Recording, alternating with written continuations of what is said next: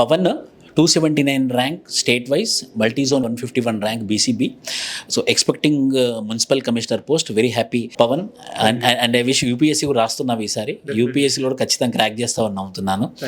So ఎలా use అయింది మా ప్రోగ్రామ్ అయినా కొంతవరకు అయినా? సార్ మాకు ముందు నుంచే తెలుసు, లైక్ ఏపీఎస్సీ మాకు ఆల్రెడీ ప్రిలిమ్స్ క్లియర్ చేశాను ఈ ఇయర్. అప్పుడు but is local of Telangana only.